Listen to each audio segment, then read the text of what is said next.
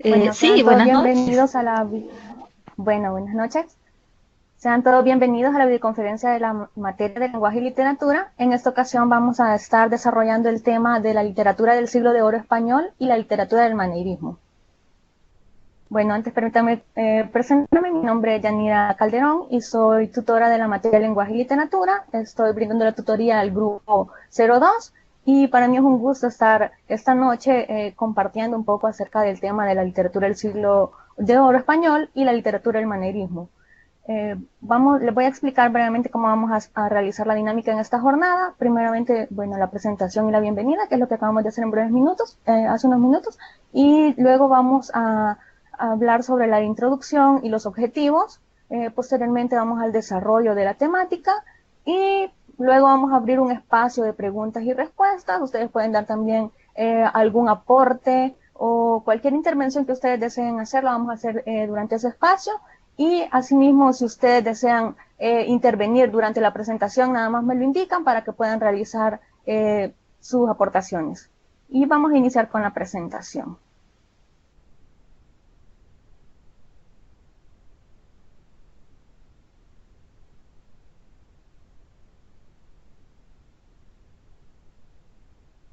Como les comentaba, el tema que vamos a desarrollar es literatura del siglo de oro español y la literatura del maneirismo. La imagen que estamos viendo ahí es una imagen bastante destacada, tiene por nombre Las Meninas y fue elaborada durante la etapa del barroco.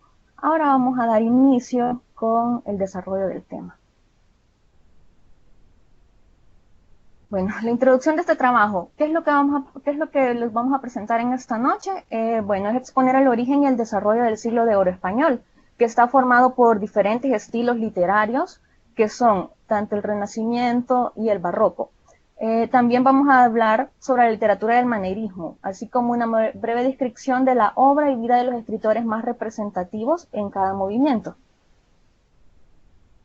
Los objetivos, lo que vamos a pretender alcanzar después de terminar esta jornada. El primero de ellos es que conozcamos las causas que propusieron el surgimiento de los estilos literarios del siglo de oro. Cuando hablamos de siglo de oro hacemos referencia al Renacimiento y Barroco y también al maneirismo. Como segundo objetivo vamos a identificar las características e importancia de la literatura del siglo de oro español y la literatura del maneirismo. Y el último objetivo es señalar las diferencias entre la literatura renacentista, barroca y maneirista. Ahora sí, damos inicio. Bueno, no sé si alguien desea participar. ¿Qué tienen de idea? Ustedes han estado leyendo su material. ¿Qué tienen de idea sobre qué es el siglo de oro español? Lo pueden hacer interviniendo, ya sea a través de voz o escribiendo en el vía chat. ¿Qué se les viene a la mente cuando hablamos de siglo de oro español?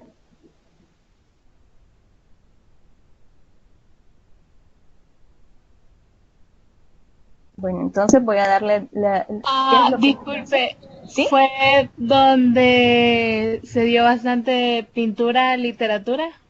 Que se empezó a ver Exacto. más esto. Sí, correcto. Cuando estamos hablando ya de siglo de oro, hacemos referencia a eso. Cuando ustedes escuchan la palabra oro, se les hace referencia a eso, a ese metal precioso, algo bastante valioso. Y efectivamente, durante el siglo de oro, eso fue un periodo histórico y artístico en España y se ubicó entre los siglos XVI y XVII, en los que los reyes Carlos V y Felipe II impusieron su hegemonía política y militar.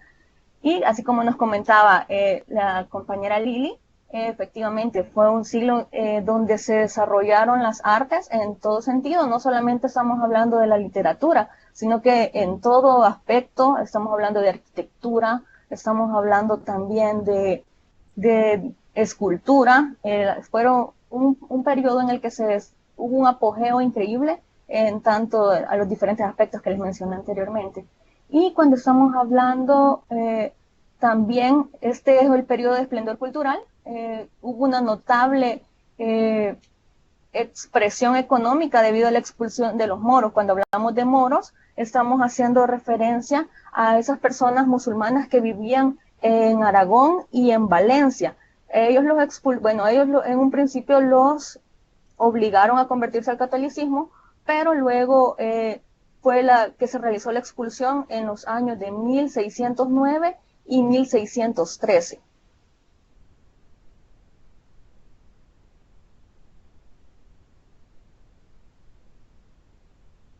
Ahora vamos a explicar cuál fue el valor cultural que tuvo el siglo de oro español. Durante los siglos XVI y XVII, que cuando estamos hablando de estos siglos, cuando hablamos del siglo XVI, hablamos del periodo de 1501 a 1600, y cuando hablamos del siglo XVII hacemos referencia al 1601 al 1700. Durante este periodo se dan tres grandes movimientos culturales en España, que son el Renacimiento, el Barroco y el Maneirismo. Cada uno de estos movimientos surgen artistas y escritores bastante reconocidos, que más adelante los vamos a mencionar.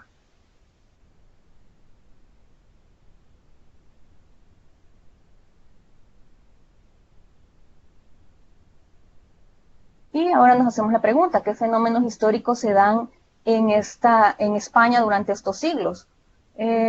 Vamos a hablar de un personaje bastante importante, que es Carlos V. Él nació en 1500 y murió en 1558.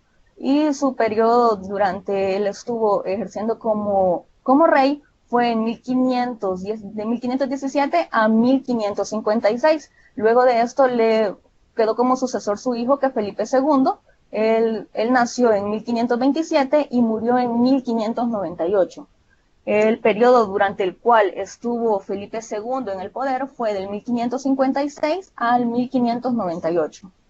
Bueno, pero los fenómenos importantes de gran relevancia que surgieron en España durante este tiempo fue el apogeo imperial, ya que con el reinado de Carlos V, España se transformó, podríamos decirlo, por completo, ya que él fue quien realizó grandes cambios, tanto estructurales, y podríamos mencionar que los éxitos que él obtuvo fueron tanto en el aspecto militar, en la prosperidad económica, en el orgullo nacional, ya que todo esto favoreció el desarrollo del ambiente literario. Con este periodo se favorece la aparición de dos géneros literarios. Aquí podemos mencionar que son dos. Podemos mencionar tanto la mística, y también les vamos a hablar un poquito sobre la picaresca. Pero, ¿qué es esto de mística y picaresca? Me imagino que ustedes ya lo han estado leyendo en su material, pero cuando hablamos de mística, estamos haciendo referencia a esos escritos religiosos, donde los autores lo que intentaban hacer era expresar su emoción del contacto con lo divino. Y aquí podemos mencionar autores bastante reconocidos, como lo son Santa Teresa de Ávila, que ella fue una monja carmelina, escribió la obra Las Moradas, y también podemos mencionar a Fray Luis de León, que escribió la obra Los Nombres de Cristo. Y en respecto a la picaresca, podemos mencionar una obra bastante reconocida, que es El Aserío de Tormes. Esta se realizó, o se publicó, mejor dicho, en 1554. Estas novelas de la picaresca lo que tenían era un mensaje social, donde se demostraba que el pícaro era podría decirse, alguien moralmente malo, o podríamos mencionar también de que era alguien que cometía delitos. Ahora pasamos a ver con respecto a la relevancia que tuvo este movimiento.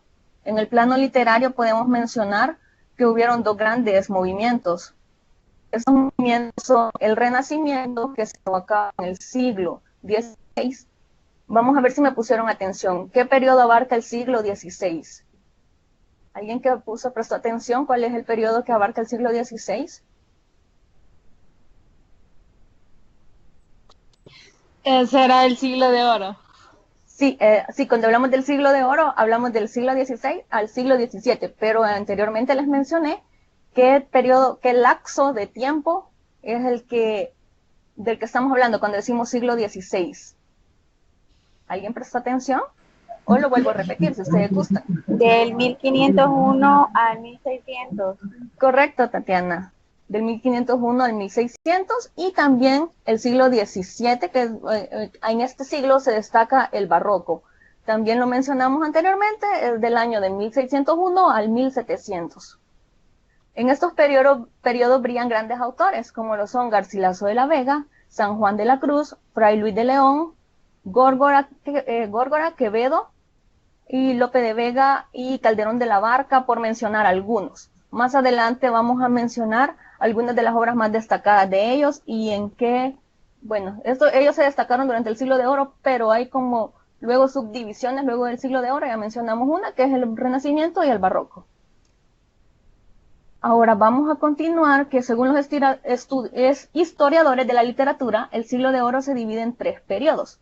El primer periodo de este es cuando se da a conocer más que todo la poesía lírica, y los representantes más importantes son Juan de Boscán, Garcilaso de la Vega, Fray Luis de León y Fernando Herrera. Cuando estamos hablando, anteriormente ya les había mencionado sobre Fray Luis de León. Mencionamos que su obra más destacada era Los Nombres de Cristo. Aquí lo volvemos a hacer referencia y así vamos a ir viendo que en cada una de estas partes vamos a ir mencionando diferentes autores con sus diferentes obras. Y en el segundo periodo es acá donde se da el apogeo, ya cuando ya es oficialmente reconocido el movimiento y se caracteriza por el dominio de la prosa. Cuando estamos hablando de prosa, estamos hablando de un género el cual se elaboran diferentes creaciones artísticas, y podríamos decir que prácticamente sería un estilo libre. Y aquí se caracteriza las figuras como son Miguel de Cervantes y Francisco de Quevedo. Luego tenemos un tercer periodo. Con respecto al teatro también podemos mencionar a Lope de Vega, Pedro Calderón de la Barca, Tirso de Molina y Ruiz de Alarcón. Aquí vamos a hacer mención de 2 representaciones literarias que son la céntica y la mítica, con Fray Luis de León y San Juan de la Cruz, que ellos, más que todo su literatura se establece en establecer ese contacto con lo divino. Y como les mencionaba, el tercer periodo que tenemos ahora es la fase póstrera del Siglo de Oro, corresponde al estilo barroco. Ya es cuando termina prácticamente de desarrollarse el Renacimiento para pasar a la fase del Barroco.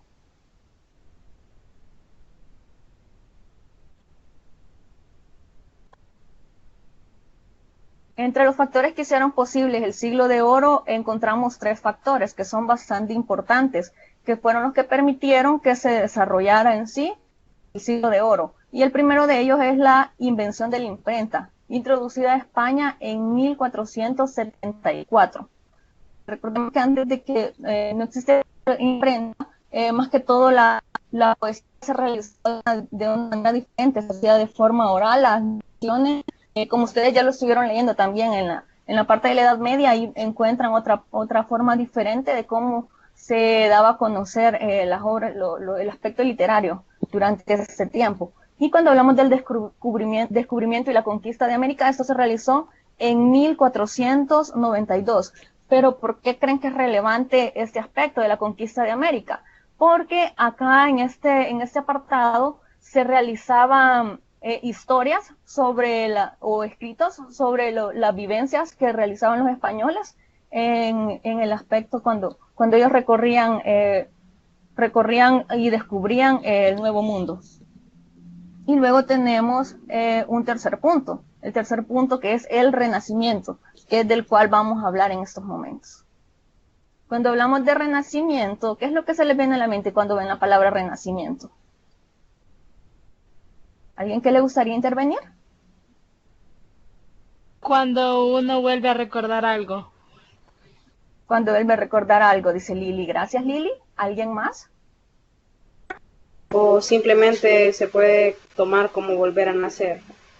Correcto, también volver a nacer, nos dice Kenia Escalante. Gracias, Kenia. Y exactamente como lo mencionaron como lo mencionaron las compañeras, sí, el Renacimiento hace referencia al volver a nacer. Con el Renacimiento se inicia la Edad Moderna, que esto representó un cambio de visión del mundo. también es un movimiento humanista con un marco antropocéntrico. ¿Qué significa antropocéntrico? Que se pone como centro al hombre. El hombre es lo principal en ese momento y ya se deja como que a un lado lo de la Edad Media, dogmática, teocéntrica, que teocéntrica recordemos que viene de lo espiritual, que el centro era todo lo religioso. Ahora ya se pasa a un estado diferente donde el humano es el centro y es lo más importante. También vemos de que ya se deja a un lado también la educación monarcal, es la que se da monacal, que es la que se daba en los monasterios, y ya todo se somete al esa idea del sometida del determinismo también se deja a un lado, y el determinismo es esa teoría filosófica que nos explica que todos los acontecimientos físicos, ya sean los pensamientos o las acciones, están como predeterminadas por una cadena de causas-consecuencias. Así que todo eso pasa como un segundo plano y ya queda como centro el hombre y es el volver a nacer.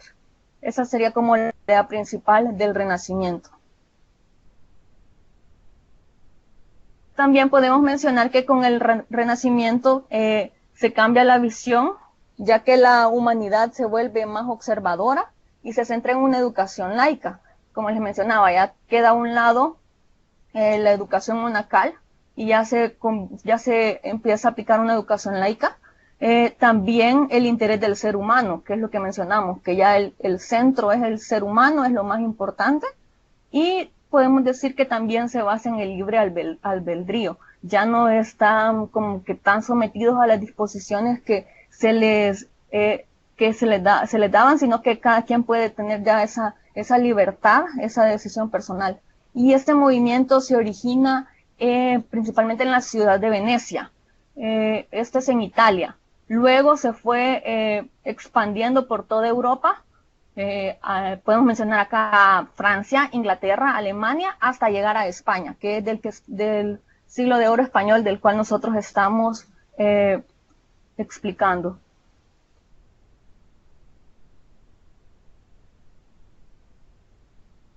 Ahora vamos a ver el aspecto que a nosotros más nos interesa, que es el Renacimiento en la literatura, ya que el Renacimiento, como lo mencionaba ese compañero en un inicio, se dio en todos los aspectos. Dijimos que tanto arquitectura, literatura, escultura, pero en el periodo de la literatura vamos a mencionar que se mencionaron diferentes géneros, que son la poesía lírica. Cuando hablamos de poesía lírica estamos hablando sobre esa poesía que expresa sentimientos intensos y también producen una profunda reflexión.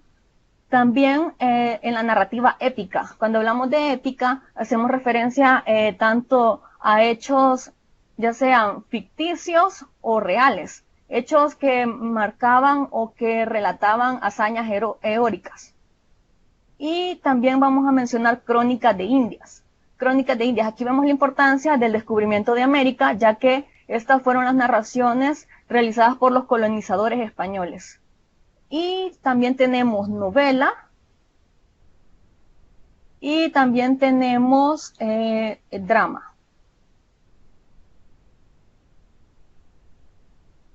También en el Renacimiento se produjo una profunda renovación técnica y temática de la poesía lírica. Cuando hablamos de poesía lírica, estamos hablando a una poesía diferente a la que se estaba realizando anteriormente, ya que con la lira, con todos estos diferentes estilos artísticos se estaban realizando grandes cambios. Como les mencioné en un principio, estábamos hablando que se realizaba en prosa la mayoría parte de los escritos, y luego acá ya vemos que estamos mencionando diferentes formas de la poesía, ya que se introdujeron formas provenientes de la poesía italiana. Aquí mencionamos el soneto, que es el que cuenta con 14 versos. La canción, son poemas admirativos que expresan emoción. También tenemos el uso del endecasílabo. Este endecasílabo es el que posee 11 sílabas. También podemos mencionar la lira, que la lira es una estrofa de, ya que todas surgieron eh, surgieron y se empezaron a implementar durante el siglo de oro, el Renacimiento, pero no se deja utilizar las formas tradicionales, que las formas tradicionales eran el romance, que era la forma indefinida de versos, y el octasílabo, que son las 8 sílabas métricas. O sea que se utilizaron siempre en conjunto, pero con la diferencia que esto era nuevo, que se empezó a emplear durante el Renacimiento.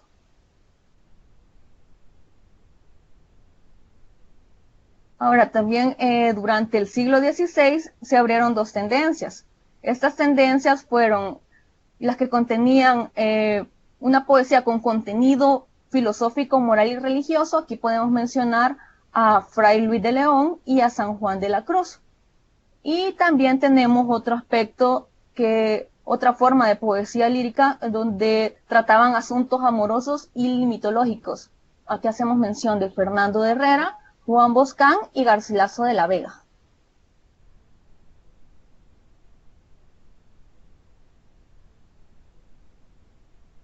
Ahora pasamos al otro estilo literario, que es el barroco. Y el barroco es una modalidad diferente al que se implementó durante el Renacimiento, ya que durante en este estilo literario se reconoce una modalidad estética que se produce en Europa, tanto en el siglo XVII y se prolonga hasta el siglo XVIII. Acá lo que más destaca es de que se realizaban uso excesivo de adornos. Y podemos mencionar, como podemos observar acá en la diapositiva, dice que este estilo viene a ser una alteración de las formas clásicas y era una mezcla tanto de los estilos anteriores. En este barroco se exagera el uso de las libertades y todo lo ornamentales se utiliza en exceso. Y bueno, lo que más destaca también es en la arquitectura. Pero como les mencioné, a lo que nosotros más nos interesa es el aspecto de la literatura. Así que durante la literatura el barroco toma dos formas, que son el conceptismo y el culteranismo. El conceptismo, ¿qué es conceptismo? Aquí podemos encontrar que es un juego ingenioso de palabras, ideas y conceptos. Y el culteranismo, ocultismo, es la exageración de elementos del lenguaje y está bastante recargado de imágenes, alegorias, y esto se realiza con el propósito de crear mayor forma y belleza. Los grandes representantes del barroco son Luis de Góngora, que él nació en 1561 y murió en 1627. Él es un máximo representante del culteranismo. Y también mencionamos Francisco de Quevedo, que él nació en 1580 y murió en 1645. Él representa el conceptismo.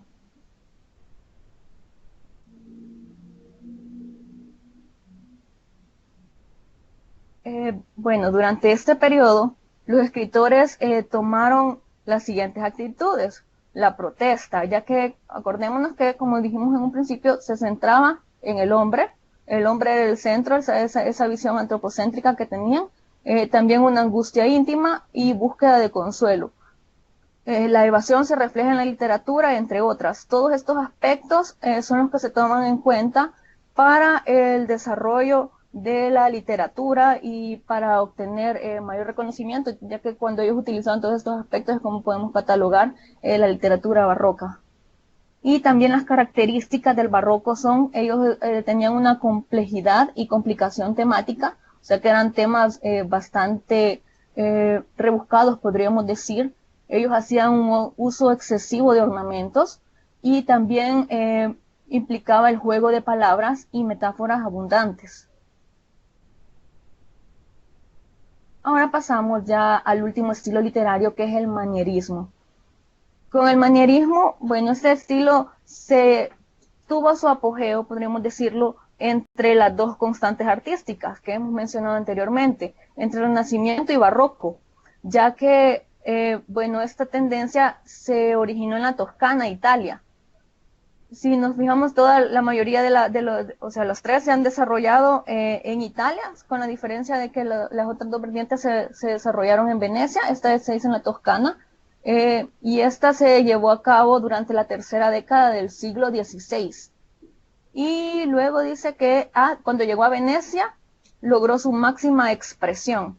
Y luego de Italia se fue desplazando por todos los países europeos hasta llegar a España.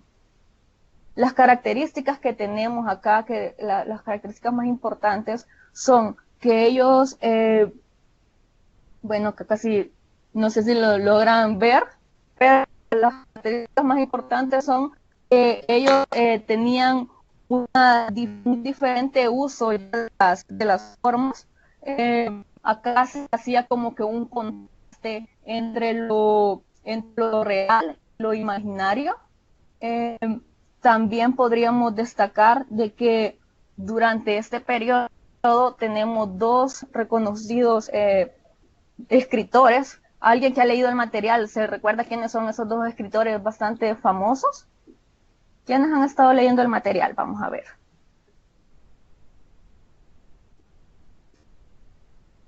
¿Quiénes son los dos escritores más reconocidos durante esta época? ¿Alguien se recuerda? ¿No se recuerdan de los dos escritores reconocidos durante la época del maneirismo? O durante el desarrollo del estilo literario del maneirismo.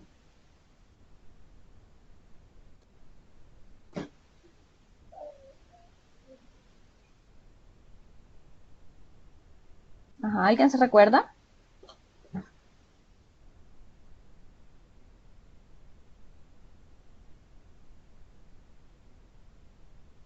¿Nadie recuerda a los dos escritores más importantes? Uno creo que fue Miguel de Cervantes. Sí, el otro no se recuerda. Pero sí, efectivamente, Miguel de Cervantes es uno de los más reconocidos durante esta época del maneirismo, ya que, ¿sí? El otro, William Shakespeare.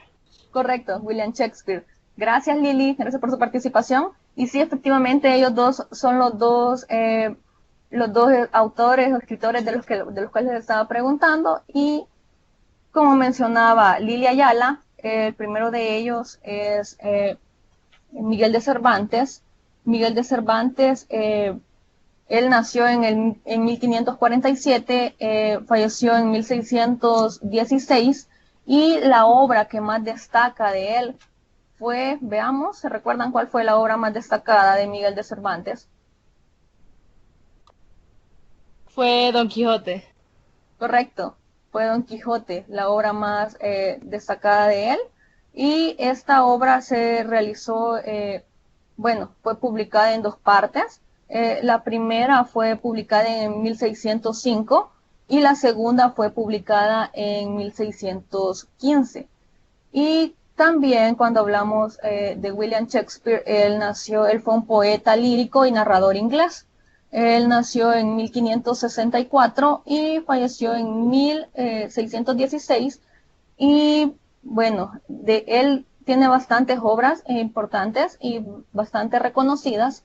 Las que podríamos citar son Romeo y Julieta, Hamlet, El Rey Lear, prácticamente, bueno, también podríamos mencionar El Mercader de Venecia. Y bueno, creo que acá con esta llegaríamos al final de la presentación y vamos a pasar al espacio de preguntas y respuestas o intervenciones, ahí lo que ustedes deseen realizar. No sé si alguien tiene preguntas.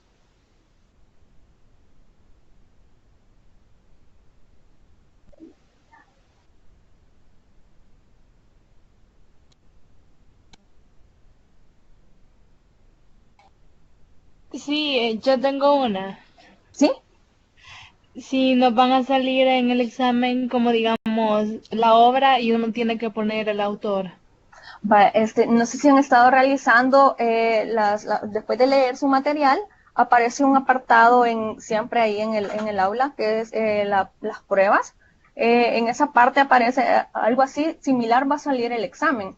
Por ejemplo, preguntas así como que bien específicas, que escriba años, no van a salir, si recordemos que los exámenes son de opción múltiple, ahí ustedes van a tener diferentes opciones. Por ejemplo, sí podría venirle, no sé, bueno, en realidad no puedo especificarle cómo va a ser el examen, pero un ejemplo sería de los autores más destacados del maneirismo, y le podrían venir diferentes autores que podrían ser tanto del Renacimiento, del Barroco, pero como ustedes están leyendo su material, ahí ustedes pueden observar cuáles son.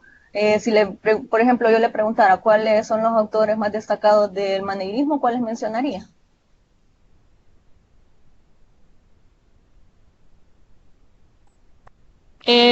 Esos, Miguel de Cervantes y Correcto, William Shakespeare. son los que están viendo en estos momentos en pantalla. Y no sé, alguien más si tiene otra pregunta.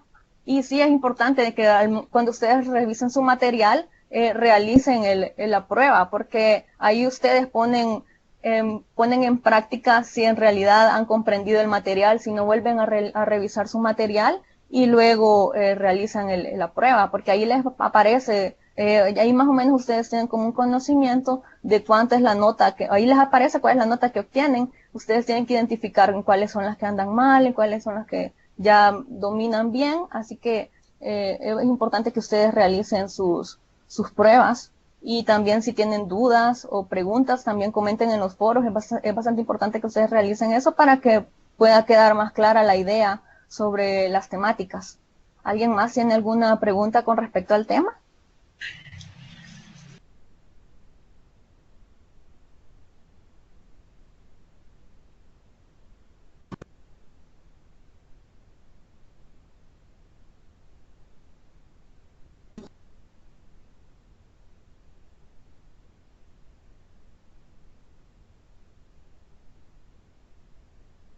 Bueno, voy a dejar un espacio para que ustedes puedan formular sus preguntas. Los estaré esperando, que voy a estar siempre pendiente acá, ya sea del chat o pueden hacerlo a través de voz.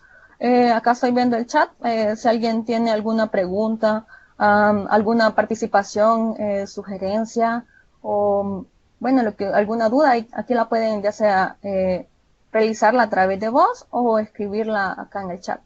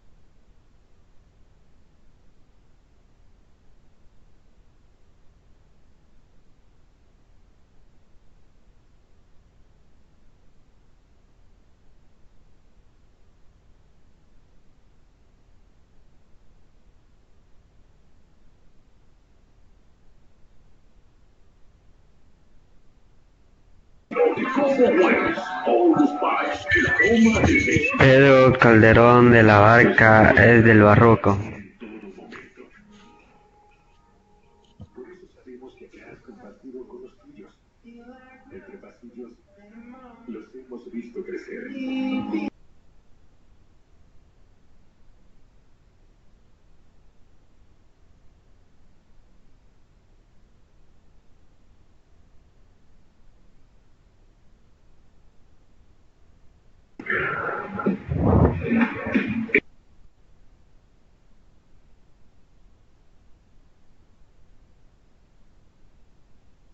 Bueno, contestando a la pregunta de Ricardo Ernesto, nos pregunta si Pedro Calderón de la Barca fue del movimiento del Barroco.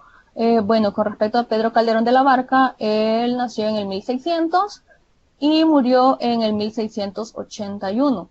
Él sí destaca como un escritor del siglo de oro español y, bueno, el ideal de él era construir su propio destino, libre albedrío. Cuando estamos hablando de libre albedrío, entonces estamos haciendo referencia de que él se situó durante el periodo del siglo XVII, así que vamos a hacer mención de que sí, efectivamente, él es del movimiento del barroco. ¿Su obra más destacada cuál es? La obra más destacada de Calderón de la Barca, si más recuerdo, es La vida es un sueño, o La vida es sueño, La vida es sueño es, perdón. Yo tengo una pregunta. ¿Sí? Le escucho, Silvia Silva, ¿verdad? Referente al endecasílabo, ¿algún ejemplo de endecasílabo? Vale, cuando estamos hablando de endecasílabo, dijimos que hacíamos referencia a que poseía 11 sílabas, si no me equivoco. Pero un ejemplo en específico, ya se lo digo, permítame un momento.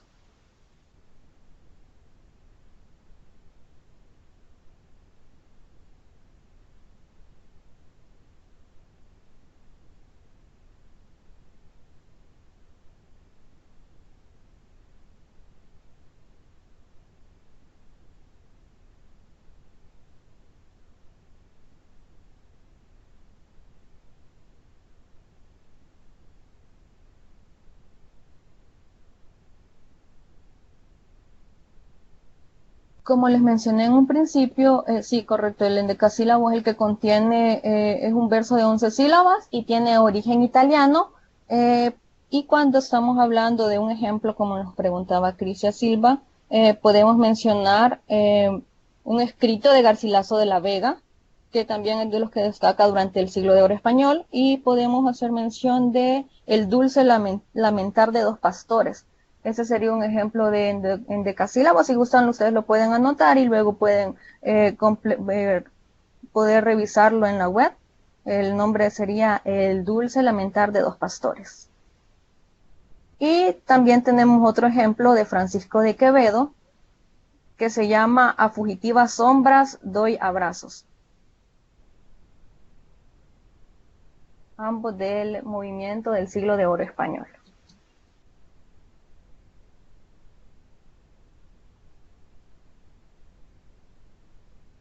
¿Alguien más que tenga alguna pregunta? ¿Quedaron claros los tres estilos literarios? Solo una pregunta, ¿el neoclasicismo tuvo que ver algo en el tiempo de oro en España? Ok, Ricardo Ernesto. Dice que cuando estamos hablando de neoclasicismo, estamos hablando de otro movimiento diferente al del siglo de oro español. Porque, como ya lo mencionamos, cuando hablamos de siglo de oro español, hacemos referencia a tres estilos literarios. ¿Cuáles son esos tres estilos literarios? Veamos si pusieron atención. Los hemos estado mencionando durante toda la presentación. Son tres. ¿Alguien que se recuerde? El barroco. Correcto, uno. El Renacimiento. Correcto, ahí tenemos los tres estilos literarios cuando hablamos de siglo de oro español. Solamente hacemos referencia a estos tres estilos que son barroco, bueno, en orden para decirlo, de Renacimiento, barroco, maneirismo. ¿Alguna pregunta más o ha quedado todo claro hasta el momento? Si no, les hago unas preguntas sencillas para ver si pusieron atención.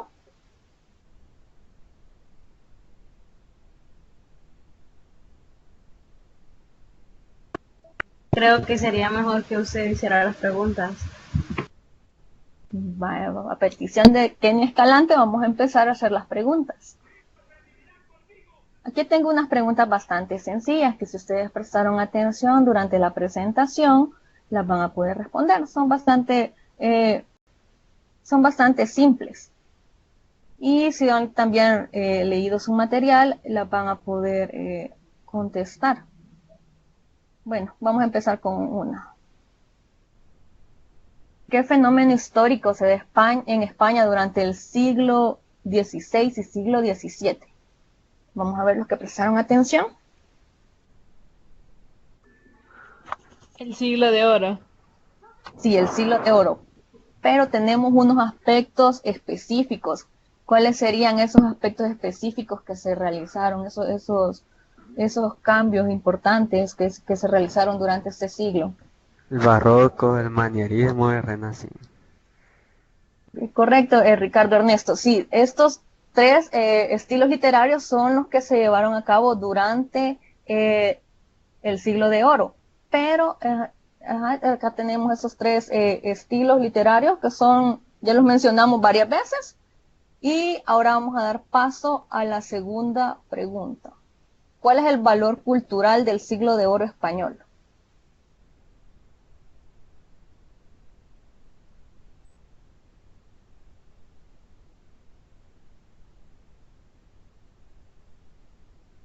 Estas dos preguntas son bastante similares.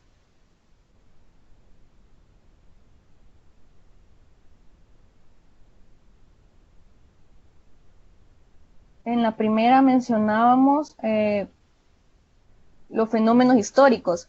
Y sí, la respuesta que nos dio Ricardo es la respuesta a la pregunta 2. ¿Cuál es el valor cultural? Ese es el valor cultural, los tres movimientos literarios que son el Renacimiento, Barroco y Manierismo. Pero cuando estamos hablando de los fenómenos históricos que se dieron en España durante el siglo XVI y XVII, vamos a hacer referencia a ese apogeo imperial. Aquí podemos mencionar, les mencioné unos hechos bastante relevantes, que es cuando España se establece tanto militar como económicamente. Y es acá donde se desarrolla efectivamente el ambiente literario. Eso podría ser esa es la respuesta a la pregunta 1. Los fenómenos históricos que se dieron en España serían estos. Los éxitos militares y la prosperidad económica en España. Y la 2, sí, pues es correcto, como mencionó su compañero Ricardo, el valor cultural del siglo de oro español son esos tres movimientos literarios que son Renacimiento, Barroco y Manierismo. Ahora pasamos a la pregunta 3. ¿Cuáles son los factores que hicieron posible el siglo de oro? Mencionamos 3 factores.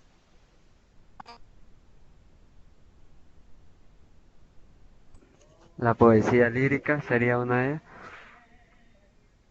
Cuando estamos hablando de factores serían como unos hechos bien marcados que establecieron este siglo de oro. Sí, porque cuando estamos hablando de la poesía sería como que una corriente del Renacimiento. La primera fue la imprenta en España. Correcto, la creación, la imprenta en España. La segunda, ¿quién más puso atención?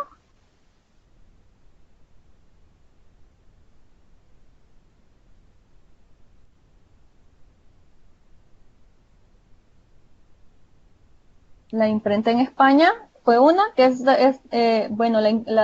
la introducción de la imprenta en España se realizó en el año de 1474.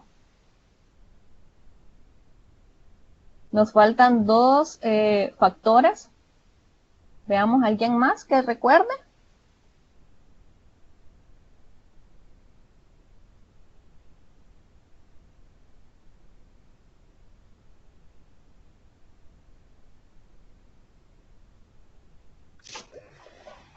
Descubrimiento Conquista de de América.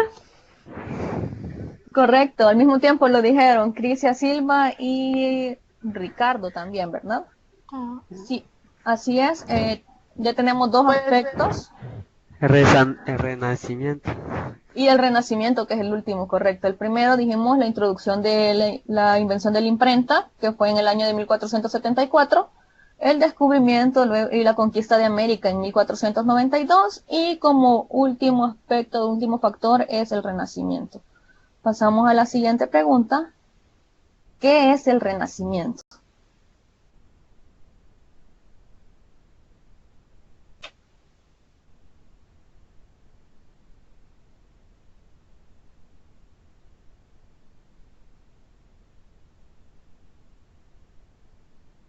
Esta está bien sencilla, es más, hasta ahí alguien le escribió, Alexander Cortés le escribió también en el chat. ¿Alguien más Volver que a recuerde? nacer. Sí, correcto. Era la idea de se interpreta como volver a nacer. También podríamos decir de que era ese movimiento humanista cuando ya se da paso al marco antropocéntrico. ¿Qué dijimos que era antropocentrismo? ¿Y ya se recuerda que dijimos que era antropocentrismo?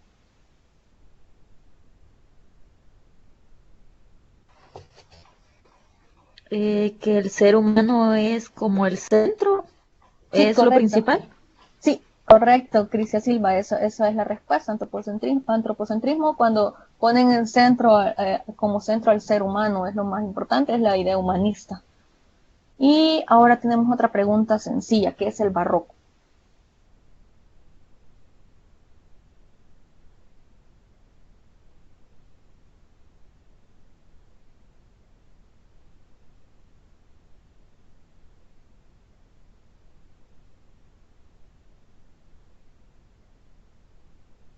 En palabras sencillas lo pueden decir que el barroco no es necesario que den el concepto así bien estructurado, solo como la idea principal que tienen de barroco.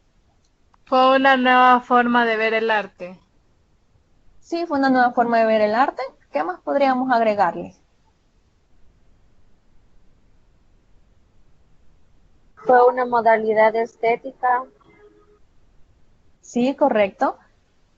Ambas participaciones son correctas y también podríamos agregarle que que se utilizó de manera excesiva lo ornamental. Eso más prácticamente sería como que lo principal. Y ahora vamos a ver otra pregunta. ¿Qué es el maneirismo? ¿Qué entendieron por maneirismo?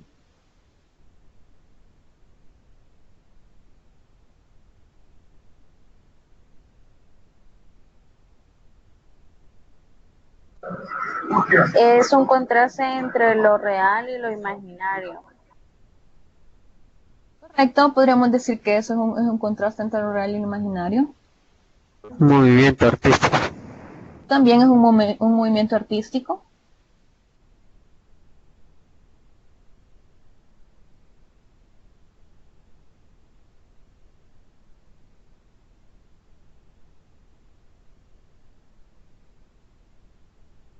¿Alguien más? Sino también podremos agregarle por acá que es una mezcla tanto de lo ridículo con lo sublime, también una mezcla de lo cómico con lo trágico y viceversa. Es un movimiento completamente diferente a los anteriores y vemos que tiene diferentes características. Vamos a ver la última pregunta. Sí, las características prácticamente serían, al igual que el concepto, una combinación entre lo real y lo imaginario. También podríamos mencionar lo que les acabo de decir hace unos momentos, que es una mezcla con lo cómico y lo trágico. Eh, quiero ver, vamos a pasar a otra pregunta. Bueno, esas serían todas las preguntas que tenía elaboradas. Eh, no sé si alguien más quiere hacer otra intervención, dar algún comentario. En el material salía acerca del soneto. ¿Puede explicar un poco, por favor? Con respecto al soneto, permítame. Con respecto al soneto solamente hacíamos mención dentro de la poesía lírica. Y cuando hablamos del soneto hacemos referencia a aquel que contiene 14 versos. Se lo busco por acá.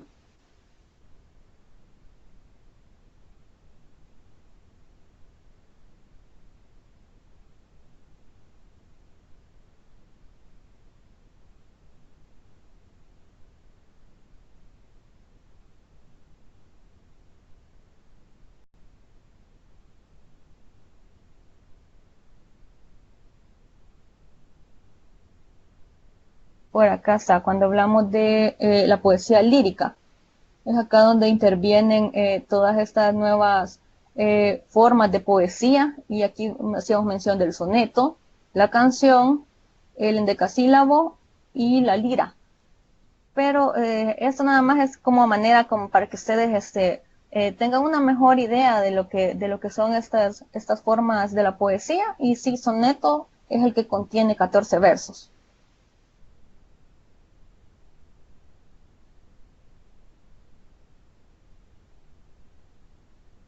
¿Alguna otra pregunta, otra intervención?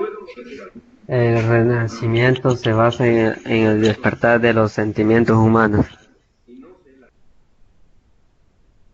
Sí, recordemos que cuando estamos diciendo ya de una visión antropocéntrica, sí podríamos mencionar que es el despertar también de los sentimientos humanos, porque se pone al ser humano como centro y también tiene esa visión de libre albedrío, donde el ser humano puede tomar sus propias decisiones.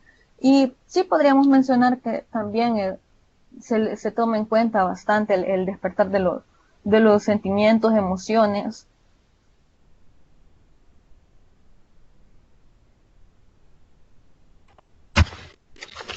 ¿Qué es la poesía lírica?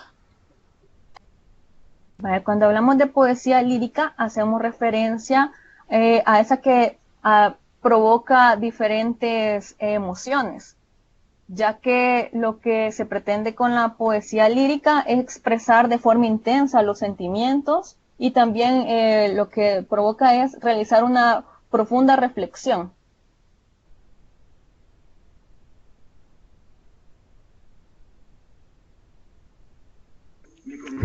La poesía lírica sería una característica del siglo de oro. Tanto decirlo como característica, no, sino que sería como que una, ¿cómo les podría explicar? Como que una división, porque la poesía lírica pertenece al Renacimiento, pero dentro del Renacimiento tenemos las diferentes estilos literarios más específicos.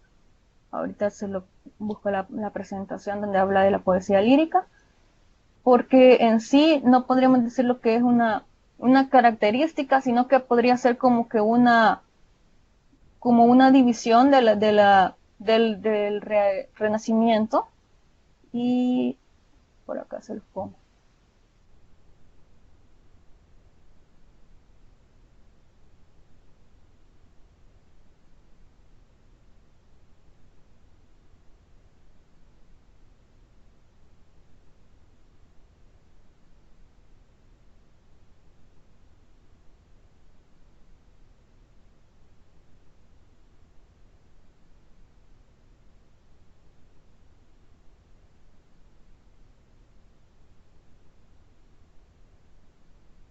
Vaya, acá podemos ver, como les mencionaba, dentro del Renacimiento podemos encontrar estas como subdivisiones o géneros. La palabra correcta sería un género del Renacimiento.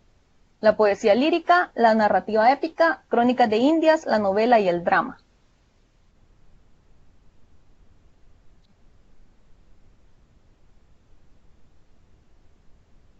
No sé si quedó clara la duda, Ricardo Ernesto.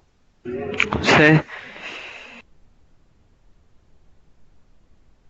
¿Alguien más que tenga una pregunta, una sugerencia, intervención?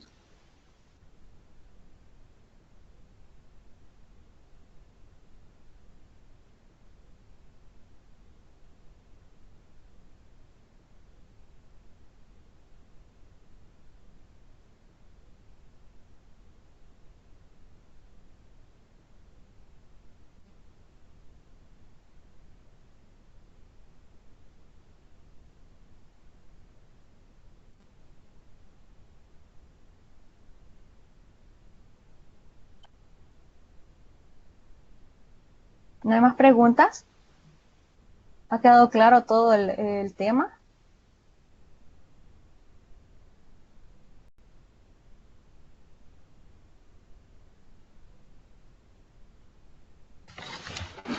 Para mí sí, gracias. Bueno, Lili, gracias a usted también. ¿Alguien más que tenga alguna pregunta? Porque si no hay más preguntas, les voy bueno, creo que ustedes ya la mayoría revisó su material, y en el apartado de videos sugeridos aparecen dos, que es el Renacimiento, y también aparece la literatura barroca. Al ver ustedes estos videos, esto les va a ayudar bastante a comprender de una mejor manera la temática. Ambos, bueno, el primero, el de Renacimiento, tiene una duración de 11 minutos con 42 segundos, y también tenemos el de la literatura barroca de 9 minutos con 24 segundos. Recuerden que cuando ustedes ven el material, si hay algo que no les ha quedado claro, ustedes pueden realizar preguntas a través de los foros. Y también les voy a mostrar la fuente consultada. La fuente que utilicé fue un libro del Ministerio de Educación de primer año de bachillerato. Por ahí aparece también la dirección web, donde ustedes podrían descargarlo si ustedes desean. Y también utilicé el material que está en el curso de refuerzo. Ese material ustedes lo encuentran en la semana 4, es el tema número 3.